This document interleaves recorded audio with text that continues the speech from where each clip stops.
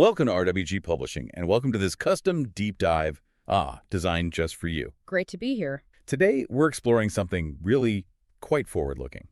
It's a book called The Freedom Frontier, Positive Audits and Real-World Rights by Bill Vincent. It really is. And what strikes you right away is how Vincent frames freedom. It's not static, not some destination you arrive at. Right. He calls it an uncharted territory, constantly expanding. Think of it like a frontier where we're always redefining justice, accountability, human dignity. So it's always moving, always evolving. Exactly. It exists wherever societies are actively trying to balance, the big ideals of rights with the messy realities of power, tech, progress, all that. That's a really dynamic way to put it. So how do we navigate this frontier? The book seems to offer some specific tools, right? Absolutely. Right at the heart of it are two, I think, really transformative concepts. The first one is positive audits. Positive audits. Okay, that sounds different from what I usually think of as an audit. It is. These aren't about looking back, finding errors, assigning blame after the fact. They're designed to be proactive. Proactive how? Like systems built specifically to ensure transparency, fairness, and progress going forward. It kind of flips the script on accountability. The goal is building trust, collaboration, not just catching rule breakers. Interesting. Okay, so that's one pillar. What's the other? The second is real-world rights. This is crucial. It's about moving beyond just, beautifully written declarations of rights. The theoretical stuff? Exactly. It focuses on the practical, actionable freedoms people actually experience day to day. How rights make a tangible difference in communities. Real, lived experience. Got it.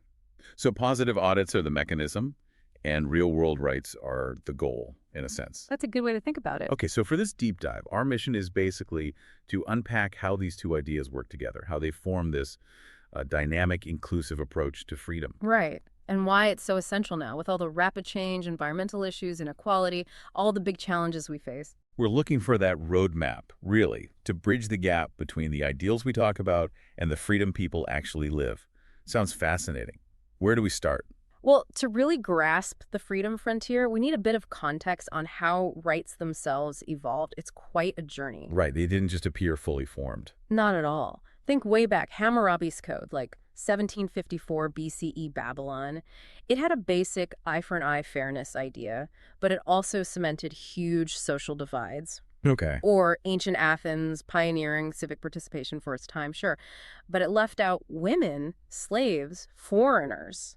Huge parts of the population. So always progress, but always limitations, too. Definitely. Then you have Roman natural law, religious ethical frameworks adding layers. But the big shift arguably comes with the Enlightenment. Locke, Rousseau, those guys. Exactly. John Locke's ideas, life, liberty, property, those were revolutionary. They directly fed into things like the U.S. Declaration of Independence, the French Declaration of the Rights of Man. Foundational documents. Absolutely foundational. But even then, there were massive contradictions. Slavery existed alongside calls for liberty. Suffrage was incredibly limited. The ideals were there, but the application lagged way behind. Precisely. Then the 20th century, particularly after the horrors of two world wars, brought a real push for global standards. That led to the Universal Declaration of Human Rights, the UDHR, in 1948. A global benchmark. A crucial one.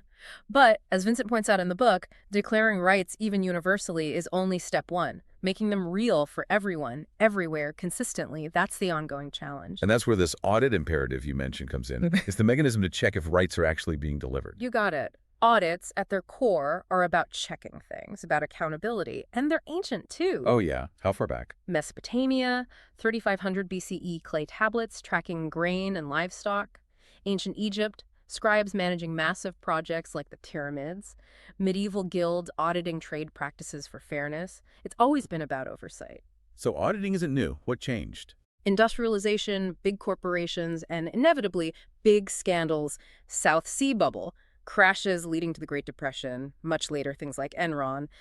These drove the need for more formal, systematic auditing. Think SEC, Sarbanes-Oxley. Right, regulations born out of crisis. But those sound mostly reactive, like you said before, catching problems after they happen. Exactly the point. And this is where Vincent makes the pivot to positive audits. It's a fundamental shift in thinking. Okay, break that down. What makes them positive? Well, first, they're proactive. They're designed to anticipate risks, yes, but also to identify opportunities for improvement before things go wrong. It fosters a culture of getting better, not just avoiding punishment. So less gotcha, more how can we do better? Precisely. Second, they're designed to be inclusive. They actively bring in different voices, employees, customers, community members, civil society groups. It's not just top down. Like participatory budgeting. Is that an example? That's a perfect example. Citizens getting directly involved in monitoring how public money is used. It builds accountability from the ground up. Okay, proactive, inclusive. What else? They're forward-looking. The focus is on improvement, innovation, long-term health. Think about ESG audits. Environmental, social, governance. Right, pushing companies on sustainability ethics. Exactly. Companies like Patagonia or Unilever use these kinds of audits to drive positive change, not just meet minimum legal standards. And technology must play a big part now. Huge. They are tech-enabled. You can use blockchain for supply chains, imagine, an unchangeable record showing where your coffee came from. Or AI analyzing data in real time to spot red flags much faster than any human could. Wow. Okay. So this whole shift, proactive, inclusive, forward-looking, tech-enabled, that's the core of positive audits. It's about rebuilding trust and driving real positive change systemically. That makes a lot of sense. It connects back to making those real-world rights actually happen. Let's get into that connection more. How does this play out, say, with economic rights? Yeah, economic rights are fundamental, right? Food, shelter, healthcare, education, fair pay. The basics. The book traces these back to labor movements fighting terrible conditions during the Industrial Revolution. And international agreements pick those up. They did. UDHR Article 23 talks about the right to work, fair conditions. Then you have the International Covenant on Economic, Social, and Cultural Rights, the ICESCR, which goes deeper. But we still see huge inequalities, pay gaps, exploitation. Exactly. And that's where positive audits become a powerful tool in practice. They don't just state the right exists, they actively monitor and push for change. How so? Give me an example. Okay, think about the garment industry. Organizations like the Fairwear Foundation conduct audits to check if factories are actually following labor laws, treating workers fairly. That's a positive audit in action. I see. Checking compliance, but also pushing for better standards. Right. Or look at supply chains. There's a group called Fairchain using blockchain for coffee. It connects consumers directly to farmers, ensuring the farmer gets a fair price. That transparency is enabled by a kind of tech-driven audit. That's really concrete. What about within companies themselves? Yeah, good point. Salesforce, for example, famously used internal audits to identify and correct gender and racial pay gaps within their own workforce. That's taking proactive responsibility. And on a larger scale. The book highlights the Nordic model: Sweden, Norway, Denmark. They managed to combine free markets with really strong social safety nets. High equality, good living standards. And a big part of that is rigorous auditing, transparency through things like Freedom of Information Acts, and strong unions holding companies and government accountable.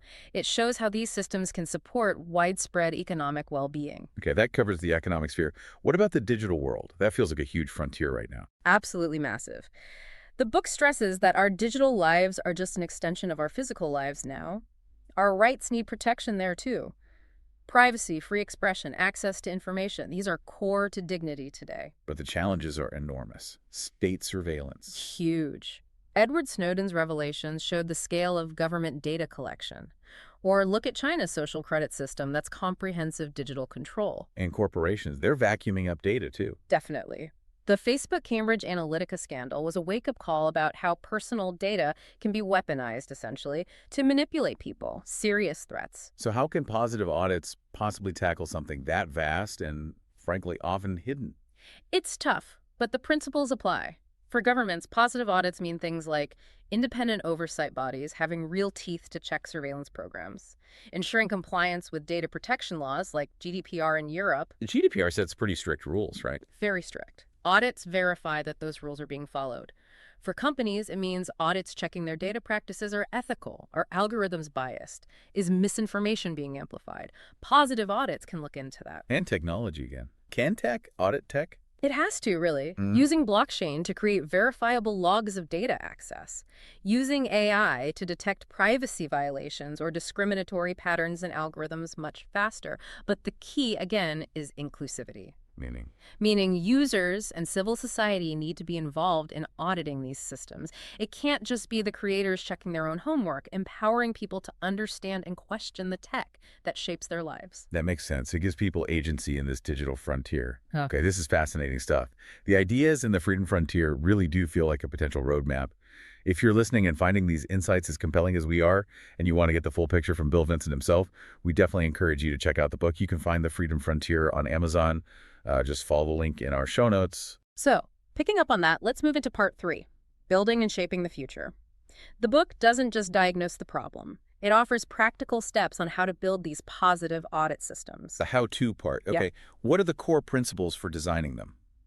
It boils down to those 3 we mentioned: proactivity, inclusivity, and transparency. Those have to be baked in from the start. And the steps. How do you actually build one? Well, first, define clear goals. What exactly are you trying to achieve with this audit? Then, critically, engage stakeholders right from the beginning. Not just at the end to see the report. No. From design through data collection, analysis, reporting, everyone affected needs a voice. That builds buy-in, makes the audit relevant. Makes sense. Then what? Then you leverage technology and data. Use the right tools, AI, blockchain, data analytics, to make the audit effective and efficient.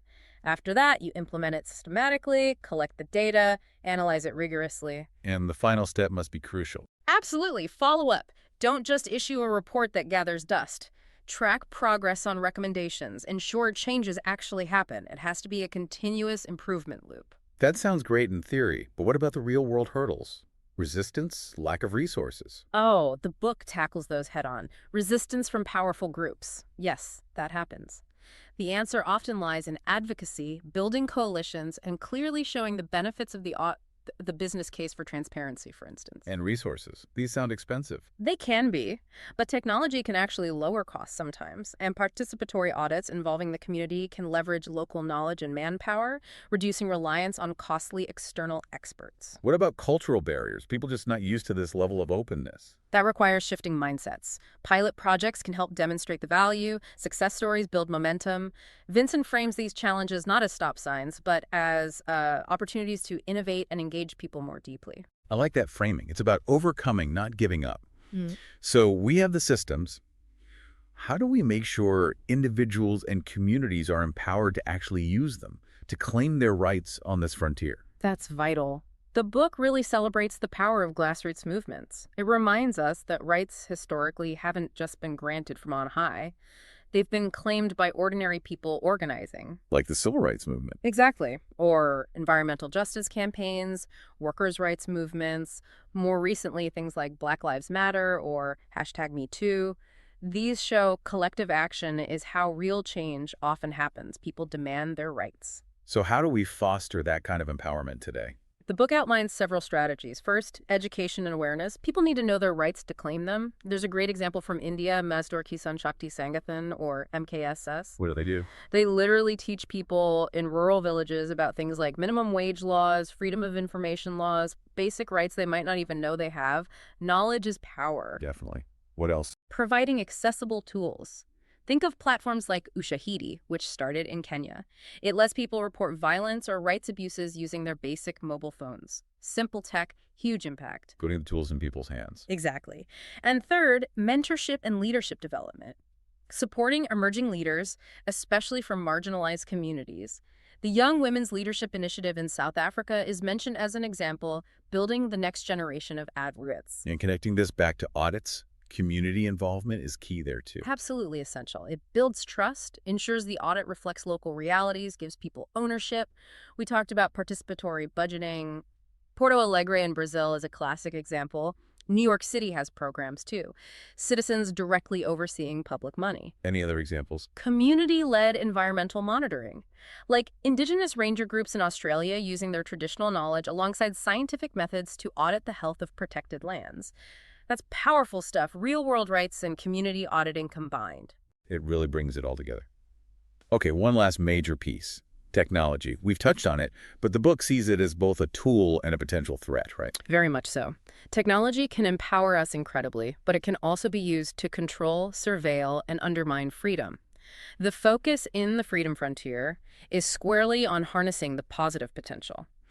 How do we make tech serve the public good? And audits are key to that. Tech-driven audits become critical. We need ways to monitor if technology is meeting ethical standards, if it's creating unacceptable risks. Like AI bias. Exactly. Using AI audits to detect bias in algorithms used for hiring or loan applications or even criminal justice before they perpetuate discrimination. Or using blockchain, as we said, for transparent ethical supply chains, proving that cobalt wasn't mined by children, for instance. So auditing the tech itself for its impact. Yes, and ensuring those audits are inclusive. Empowering users and civil society groups to scrutinize surveillance tech and to demand accountability for how AI systems are built and used. The big takeaway is, technology's impact isn't predetermined. It depends entirely on how we design it, deploy it, and govern it ethically. We have choices to make. That's a really crucial point. It's not just happening to us. So stepping back, what does this all add up to? This vision of the freedom frontier? It's not some far-off dream. Vincent argues it's a tangible possibility. A world where these positive audits and real-world rights are just normal, part of how society works. Exactly, where transparency, accountability, equity aren't just buzzwords, but lived realities embedded in our systems. But it's not a final destination, you said earlier. No, definitely not. It's an ongoing journey. It needs constant vigilance, adapting to new challenges, being willing to question how things are done, to push that frontier forward.